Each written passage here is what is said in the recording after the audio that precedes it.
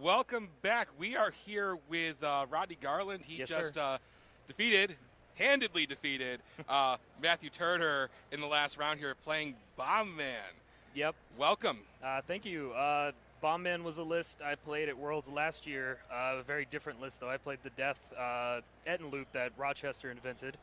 And I put my own twist on it. I played Wings and Claws, Hair Trigger, or not Hair Trigger, I'm sorry, Mugshot, Finale Rosso, Navos, and a bunch of other stuff to activate Wings and Claws so I can clear Etten, because I didn't have Last Ditch Gamble anymore or D-Tribs and stuff. Well, I mean, you've been playing Bomb Man for a minute now. You won your last jam card with it. No, I won with Rikuo. I thought you played Bomb Man. My mistake. I do apologize for that. I played 8 events in a row with Bombman, and then I played Nationals with Rikuo. I think I just kind of assumed because that's your thing. 629 is my thing. So let's talk a little bit about the match and your deck list. So you are 6-0 now. Yes, sir. Which is nearly is a lock, I'm pretty sure. I hope so. There's a bunch of Zoes coming up behind you, which that's going to involve some diversity. And I think as long as Groberg wins his match right now, you both will be 6-0 and could comfortably that's draw 100%. if you chose to. No, I'm playing him. And I'll tell you why. My best option for next round is fighting Groberg. I think he has the highest chance to get rid of me because of the Fort Negley. If he finds it early, it's going to really clog me early. So I need to fight him next round, and I need it to go to a win or loss either way, because then we split for the pair for top 16, and we'll both be in the upper echelon, so we won't meet. Somebody else can kill him. Is that a deck you're afraid of? I think that and Zoe are the two lists that have the highest chance of winning. I think so. Psyche needs to see Fort Negley against me. My out against Psyche is Gravity Hold, which is Flash. So Psyche. So he doesn't get to enhance. He doesn't get to enhance, so he won't be able to put the cards in my card pool. But on the other hand, he's putting cards in his card pool. So if I manage to build 1 or 2 foundations, I could go attack 2 in my pool, attack at like +9 damage, and then he's 17 life because he cut, and he can't feasibly block that early at +3 speed. So there's a chance I can waylay through it if I check well. That seems pretty good. And I was looking at your list here. So you're running. Tell me a little bit about Squishy Wizards. That's a card we have not seen. So Squishy Wizards is a card that it's an asset. It's a 2/4 with a block on it probably. I don't block much in my list. And it's got a static. This is after you discard this card, you draw a card and you discard a card. It seems really good if yeah. you draw to a balance fighter. Yeah, so Bombman, you pitch 2 cards at or anytime, it's a form, and then you get +3 damage to your unblocked attacks for the rest of the turn. So I run Balance Fighter at 4x and I run Squishy Wizards at 4x, because when you pitch Balance Fighter, you draw a card, and when you pitch Squishy Wizards, you draw and discard a card. And if you have a hand after you sacrifice of 8 cards, you pitch Balance Fighter, Squishy Wizards, you draw up, you get rid of a foundation because you don't need that. You need orange cards. You don't lose anything for playing the Squishy Wizards. Now, Bomb Man is your unblocked face-up attacks, correct? Correct. So at the end of the stream that's going to go up, when I played Feather Shot, they were still 4 damage. Yeah, we were discussing that back here, that you could have been in a heap of trouble had Turner been able to block one of those. Correct, but I was up a game. He went first going game 2, and I didn't get to go first at all because he won the die roll. So if Feather Shot goes through and he doesn't have the blocks for it, he's dead. If Feather Shot doesn't go through and he lives at 1, he kills me. I start off game 3, I kill him. Fair enough. Now, is there a world with your character where you would want to go second? It doesn't matter. Well, would you choose to go second? No. I would go first every time if I could, because I have the option to potentially build a golden ticket or 1 or 2 foundations, or to start early pressure with them having no foundations up. That makes sense. I know I've seen there's another deck running around this tournament with a very low foundation count, and that is Tomahawk Man. Tomahawk Man, yep. And I've noted that the people who play Tomahawk Man will a lot of times let their opponents go second, so Tomahawk Man let their opponents go first. Rather. Correct. So they have their form to give them +1 for the turn. It's different because I don't need that form like Tomahawk Man does.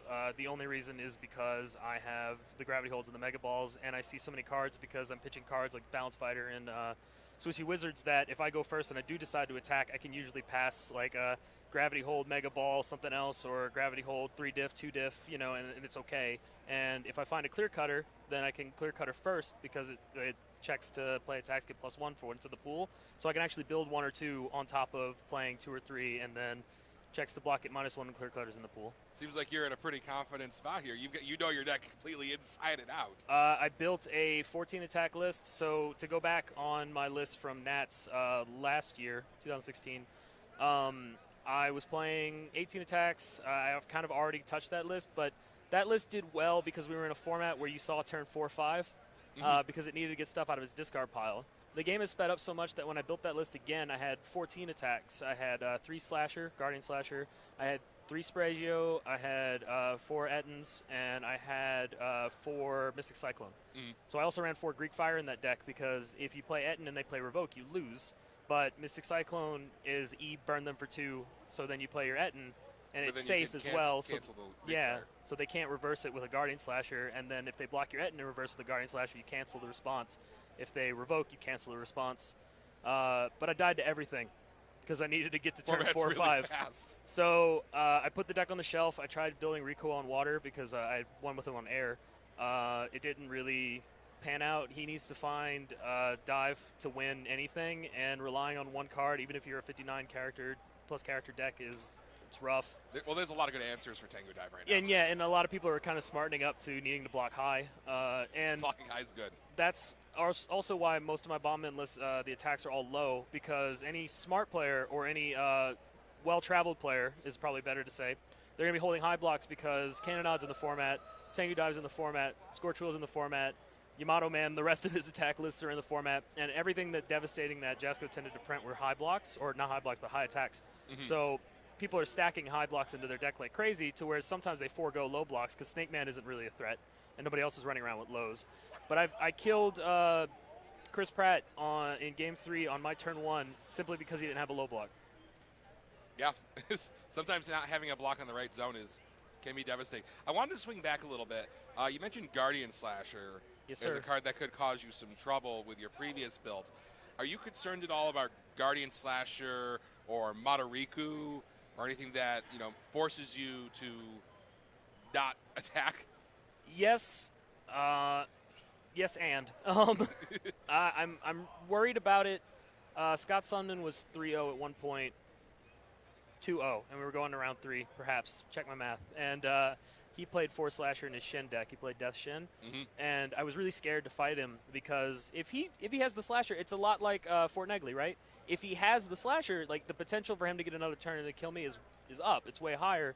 Luckily, he went 2-1. I went 3-0. So I got to dodge him. Split off. I don't know if there are any Guardian Slasher decks up here, but I only have 2 answers to Guardian Slasher. One's really weird, and one's in my sideboard. So, I could go over them if you want. Sure, let's talk about that real quick.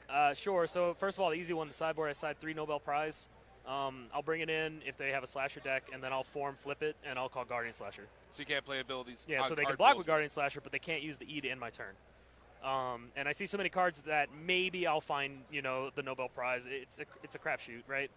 And then the other answer is really goddamn wonky. Sorry, I'm trying. And I would probably do this in the future if this deck were to continue to exist. I want to side 3 Magnet Pull. The Big 2 Magnet diff, Pull? Yeah, because I noticed that I have another answer to Guardian Slasher, and Skull Barrier has Chaos and Death, right? And it's 4x in my deck. If I manage to get 2 momentum through and like a turn 1 or something like that, and they don't have a Guardian Slasher, I can go Skull Barrier to start, Chain Chaos or Death, but and then I can either go from there Blaze Whip Hair Trigger on the Death Chain, or I can go Silver Tomahawk Feather Shot on the Chaos Chain, and if they block Reverse Guardian Slasher, I can kick Skull Barrier out to remove the Guardian Slasher when they go to play it, and then I can be back on my order chain either way. Well, it seems like, that seems like a really good plan to have. Looking at your other sideboard cards, looks like you're running orders from Hydran. I made that decision this morning. It was wrong. Fair enough. I was thinking to myself, man, what deck is he going to bring I orders had trouble from with Hydran Satoshi in teams.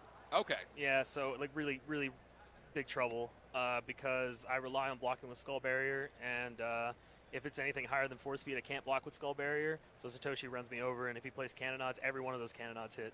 Every single one. So that's that. So I put it in for him so like maybe I could flip something after it resolves, maybe, you know what I mean? So it doesn't go to momentum, or if it's Cannonaut, it doesn't, go away or something like that. Fair enough.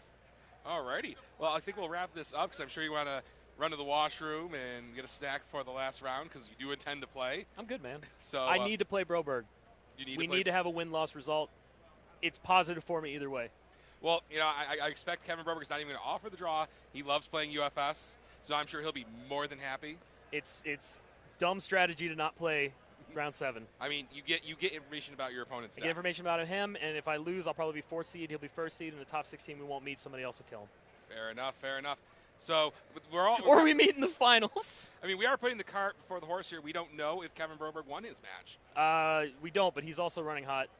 There's a few 5. He always does. Yeah. So and he's a multi-time champion. There's no guarantee that I'll fight him next. I don't. Either way, I'm playing.